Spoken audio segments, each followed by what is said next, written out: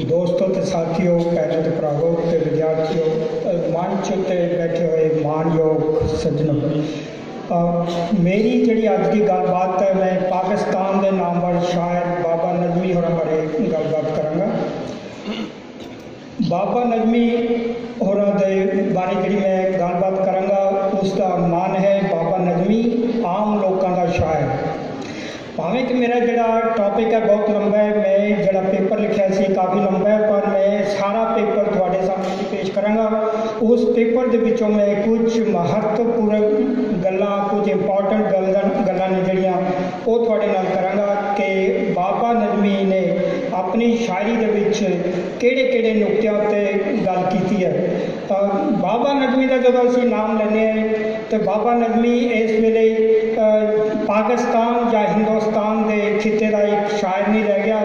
बाबा नज़मी की जी पुख्ता शायरी है, उसकी पुख्ता शायरी की खुशबू है जी कैनेडा, इंग्लैंड और इटली, जर्मनी, बहुत दूर दुराडे तक उसकी शायरी की जी है गल पहुँच चुकी है बाबा नज़मी की। और बाबा नज़मी की जी शायरी है उसकी शायरी पहुँचने का दूर दुराडे उसका यह कारण है कि वो एक क्रांतिकारी शायर है, इनकलाबी शायर है, रेवोल्यूशनरी शायर है।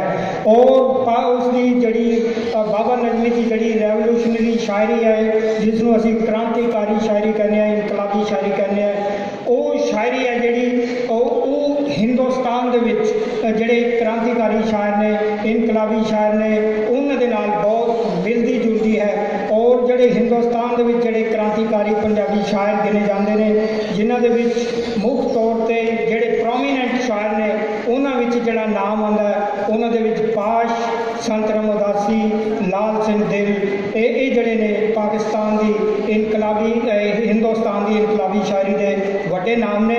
और उन्होंने वर्गी ही शायरी जड़ी है बाबा नज़मी लिख रहा है। बाबा नज़मी पाकिस्तान का मेरा ख्याल है कि पहला अजिहा शायर है जिसने अपनी शायरी के विच रोटी, कपड़ा और मकान की गल की। इस तो पहले पाकिस्तान की पंजाबी शायरी के विच इस तरह दी गल्लां नहीं सी होंदियां। उस तो बाद पाकिस्तान की शायरी के विच बाबा नज़मी की कवितावान लोग शायरी लिखन लगे।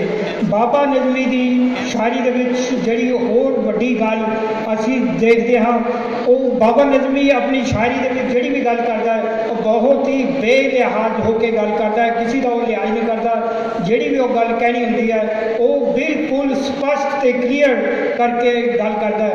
और बाबा नज़मी की जिहड़ी शायरी के विच असीं मुख्य गल्लां देखते हैं, जिहड़ियां खास नुकते ने।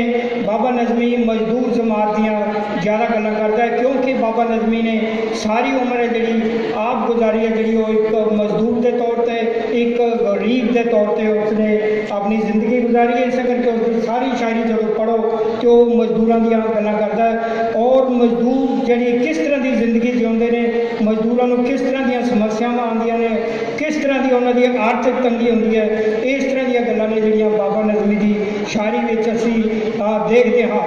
बाबा नज़मी की जिवें मैं कहा तुहानूं कि बाबा नज़मी जो भी कोई गल करता है बहुत ही बेलिहाज होकर गल करता है। और बाबा नज़मी अपनी शायरी विच जो मजदूर जमात के हकों की जो गल करता है तो उसका शेर एक सुनो बाबा नज़मी का, जिस तो तुहानूं गल बिल्कुल क्लीयर हो जाएगी। वो कहता है जिस धरती ते रजमा टुक्कर खांदे नहीं मजदूर, उस धरती दे हाकम कुत्ते, उस धरती दे हाकम सूर। इस तरह की भी बाबा नज़मी की शायरी है।